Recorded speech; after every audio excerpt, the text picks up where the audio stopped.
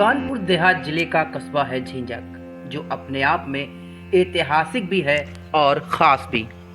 ख़ास इसलिए भी है क्योंकि अंग्रेज़ों के ज़माने में भी ये नगर पंचायत रही है, यानी देश में शहरीकरण की अवधारणा का सबसे पुराना शिलालेख झींझक भी है। झींझक कस्बा जो है वो कई मायनों में खास है। खास इसलिए भी है कि इसका या कहें निर्माण जो है 1916 में हुआ था। ये कानपुर देहात की सबसे पुरानी नगर पंचायत है। हालांकि 2016 में असलियत सरकार ने इसको नगर पालिका का दर्जा दिया। यानी जो जानकार उनकी माने तो 100 साल बाद तकरीबन झींझक नगर पालिका को एक नगर पालिका का स्वरूप जो है वो मिला है। हम आपको बताते हैं कि तकरीबन 5 किलोमीटर के दायरे में पूरा झींझक कस्बा बसा हुआ है। झींझक नगर पंचायत 1916 में बनी थी। उसके बाद यानी 100 साल बाद 2016 में उसे नगर पालिका का दर्जा मिला। उसके बाद झींझक नगर ने विकास के कई पैमाने गढ़े हैं। झींझक नगर पालिका के अधिशासी अधिकारी रामअचल कुरील बताते हैं कि झींझक नगर में कई ऐसे प्रोजेक्ट हैं जो झींझक को आने वाले दिनों में नया स्वरूप देंगे। कराया जा रहा है, जिसकी क्षमता 250 पशुओं को रखने की है। इसके अतिरिक्त राजकीय इंटर कॉलेज का भी निर्माण कराया जा रहा है। और ये तुलसी उपवन जहाँ आप चल रहे हैं, यहाँ पर ये 1 करोड़ की लागत से पार्क का निर्माण कराया गया है, जिसमें सुबह शाम लोग टहलने के लिए आते हैं, काफ़ी संख्या में आते हैं। और इसके अतिरिक्त एक और पार्क है जिसको निर्माण कराया गया है। और साथ ही हम लोग कूड़ा प्रबंधन के लिए हमारा सेंटर का निर्माण कर रहे हैं जी। और उसमें हम डोर टू डोर कूड़ा कलेक्ट करके फिर उसका सेग्रीगेशन करेंगे। सेग्रीगेशन के लिए अलग अलग कर लेंगे, लेकिन जो उसमें प्रोसेसिंग है, अभी प्रोसेसिंग मशीनी संयंत्र शासन द्वारा कहा गया है कि हमारा सेंटर निर्माण होने के पश्चात आपको उपलब्ध कराया जाएगा, तब प्रोसेसिंग कूड़े की शुरू की जाएगी। आपको एक तालाब दिखाना चाहेंगे, जो तुलसी उपवन का एक तालाब है। तो सर जरा बताइए कि इसका डेवलपमेंट क्या है, क्या प्रोजेक्ट रहेगा? स्टीमर बताया जा रहा है कि स्टीमर चलेंगे यहाँ पे।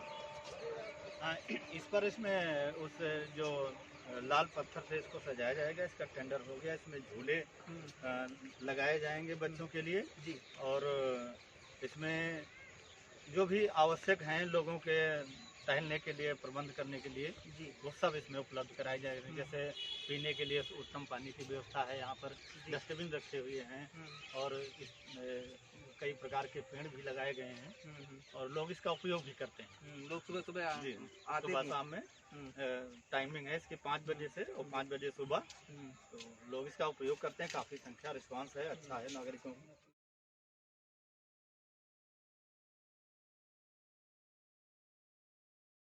झींझक की कहानी धार्मिकता के ताने बाने से भी जुड़ी है। अक्षयवट धाम में विराजे बजरंगबली बाबा हर रोज अपने हजारों भक्तों की मनोकामना पूरी करते हैं। और बजरंगबली बाबा का ये दरबार है जहाँ पे कई सारे लोगों की मन्नतें भी पूरी होती हैं। हमारे साथ पूर्व चेयरमैन संतोष तिवारी जी हैं। सर, हम आपसे समझना चाहेंगे मंदिर की महत्ता के बारे में हमें जरा बताइएगा। मंदिर का महत्व किस लिए है और लोगों के अंदर आस्था धीरे धीरे जो बढ़ रही है, क्या कुछ कारण हैं? अब मंदिर मान्यता ये है कि अक्षयवट बाबा हैं, हनुमान जी हैं। अब इनको जो जनता आती है बहुत दूर दूर की, जो कामना करके आती है, वो उनका पूर्ण होता है। इसलिए दिन पे दिन का बढ़ रहा है, इसी इनकी महत्व है। और यहाँ कोई कभी खाली नहीं गया, जो आया उसको यहाँ कुछ ना कुछ मन्नत पूरी होती है। अच्छा, दूसरा हम आपको ये दिखाना चाहेंगे, अक्षयवट का जो पेड़ है, बताया जा रहा है कि अक्षयवट का पेड़ या तो इलाहाबाद में है या दूसरा ये कानपुर देहात का एक कस्बा पड़ता है झींझक, या तो यहाँ पे है। इस पेड़ की महत्ता के बारे में बताया जाता है कि अक्षय है तो ये क्षय कम होता है।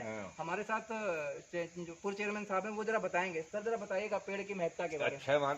इनका ये अच्छा पेड़ है, इसका कभी विनाश नहीं होता है, नहीं समझे। यहाँ पैदा हुआ फिर अंदर न जमीन से कहीं और निकल जाएगा। अच्छा, इसके बारे में आपको बता दें, कहा यह जाता है कि अक्षयवट के पेड़ की जो जड़ें होती हैं, जैसे कहा जाता है कि बरगद की जड़ें जमीन के अंदर भी चलती हैं, जमीन के ऊपर भी चलती हैं। जो अक्षयवट का पेड़ है, इसकी जो जड़ें हैं वो जमीन के अंदर बहुत दूर दूर तक फैलती हैं। तो ये कहा जाता है कि ये जो पेड़ है वो इसलिए अक्षय कहा जाता है। श्रद्धा लोगों की इसलिए इस पेड़ पे है कि खास बात यह है कि इलाहाबाद के बाद पहला ऐसा पेड़ है जो आपको यहाँ पे झींझक में देखने को मिलता है। और लोग यहाँ पे मंगलवार या कहें सप्ताह में हर दिन यहाँ पे मन्नत मांगने आते हैं।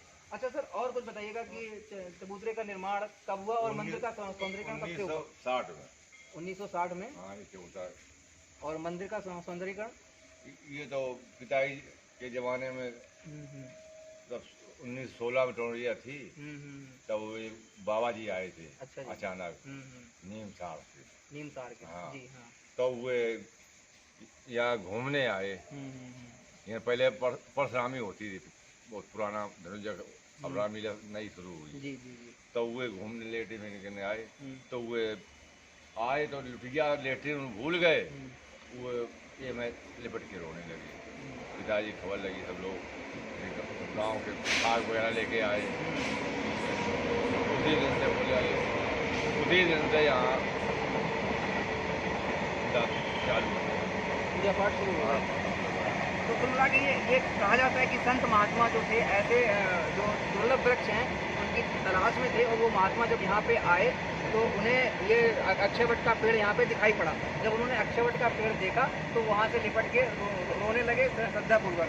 तो ये तब से माना गया कि ये पेड़ बड़ा विलक्षण है, और इस विलक्षण पेड़ की पूजा 1960 से शुरू हो गई, और तब से ये कहा जा रहा है कि यहाँ पे डेवलपमेंट भी जो है वो धीरे धीरे शुरू हो गया।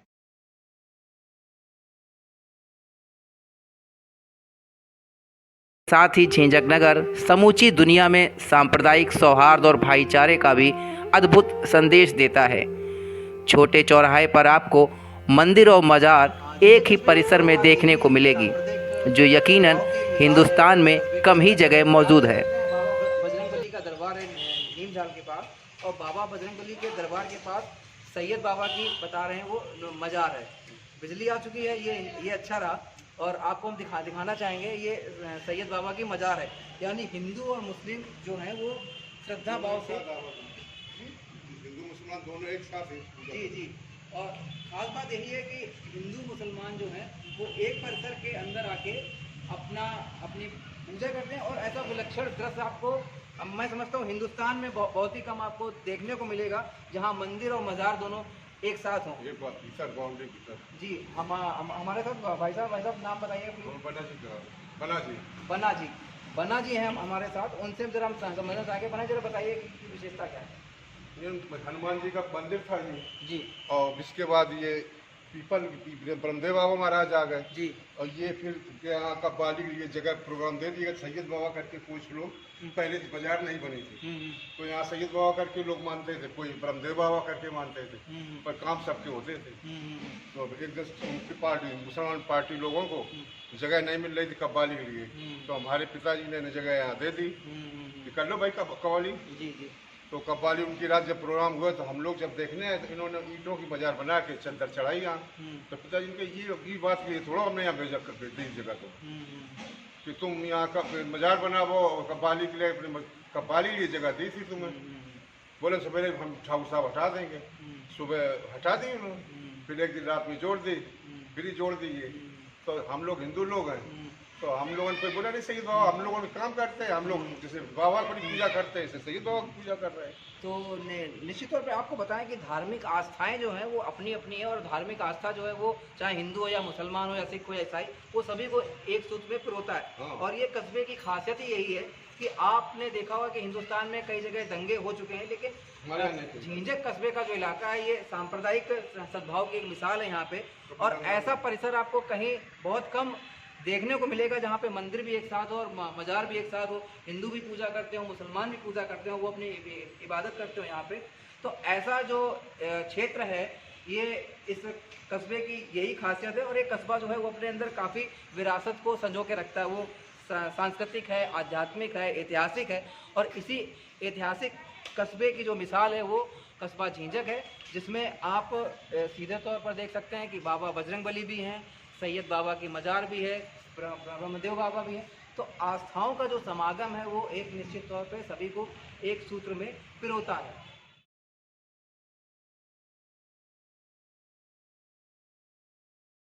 और इतिहास को सहेजे झींझक नगर की एक अपनी कहानी भी है, जो सरकारी दावों से इतर है। विकास के दावों को चैलेंज करते अजय की कहानी भी आपको यकीनन रुला देगी। दिवाले बचे इस मकान के अंदर। हमारे साथ मकान के मालिक या कहें क्या हैं ये क्या नाम है आपका? अजय अजय अजय जी हैं हमारे साथ। अजय जरा बताइएगा, हम जरा आपका मकान जरा देखना चाहेंगे। आप आइए जरा, हम आपको मकान की स्थिति दिखाएं। मकान है क्या? अब इसको मकान आप कहेंगे, क्या कहेंगे ये आप समझ लीजिए। जब आप मकान के अंदर प्रवेश करेंगे तो इतना अंधेरा आपको नजर आएगा और दरवाजा दीवार है नहीं यहाँ पे। कमरे आप अंदाजा लगा लीजिए कि हम कहाँ आ गए हैं, कि किस गुफा के अंदर आ गए हैं। और मकान के नाम पे सिर्फ इतनी अजय जी के पास जमीन है। प्रधानमंत्री आवास के नाम पे कई सारी योजनाएं बनी और योजनाओं को लेकर कई सारे दावे जो हैं वो शासन प्रशासन की तरफ से किए गए, लेकिन स्थिति जो वास्तविकता में है वो यही है। अजय जरा बताइएगा कि प्रधानमंत्री आवास को लेके आप भी गए होंगे, तो क्या कहा? जो कानूनी वाले फार्म भरते हैं वो बोले आप अपनी औरत लाइए। औरत मेरी है नहीं, 2 साल हो गए खत्म हुए। अब कोई सुन नहीं रहा हमारी। अच्छा, तो आप नगर पालिका कार्यालय गए हैं क्या? कार्यालय जो कानूनी नहीं करते उनके पास गए और वहाँ तो कोई सुनता ही नहीं। अजय का दरअसल ये कहना है कि इनकी पत्नी वो गुजर गई हैं, उसके बाद इनके 3 बच्चे हैं। चार बच्चे हैं, सॉरी, इनके 4 बच्चे हैं और ये 4 बच्चों का अपना पालन पोषण कर रहे हैं। मकान के नाम पे इनकी सिर्फ इतनी गिरस्ती है और इसे मकान कहेंगे, घर कहेंगे, बीहड़ कहेंगे, क्या कहेंगे ये आप अपने हिसाब से अंदाजा जो है वो लगा लीजिए। बच्चों की जो स्थिति है वो आप जरा देखिए। और हम चाहेंगे अजय जरा बाहर आइएगा। स्थितियाँ कितनी भयावह हैं इस शहर में भी कि जो विकास के दावे जो हैं वो बारी बारी से सरकार करती रहती है कि कितने आवास दिए गए हैं, लेकिन आज भी लोगों का जो जीवन है वो कितना कष्टकारी है, ये इस चित्र के माध्यम से और इस घर के माध्यम से आप जरा समझिएगा। विकास जरा बच्चों से मिलाइएगा, आपके कौन से बच्चे हैं?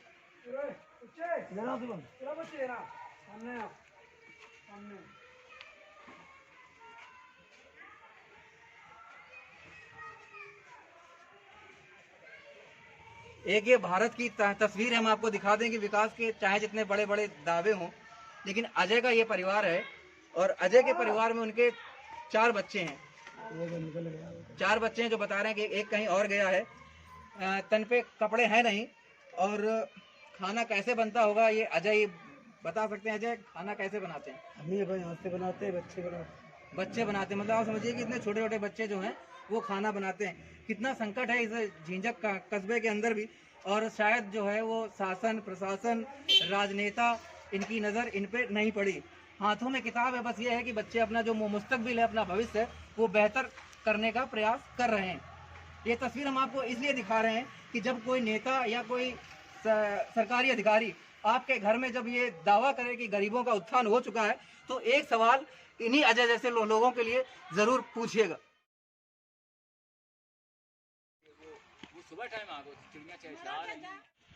और पर यही तो है अपने झींझक की झांकी, जिसमें खुशी है, ख्वाब हैं, संघर्ष है, सफलता है और मुश्किल झंझावातों में उम्मीदों की झंकार भी यहीं भी बज रही है।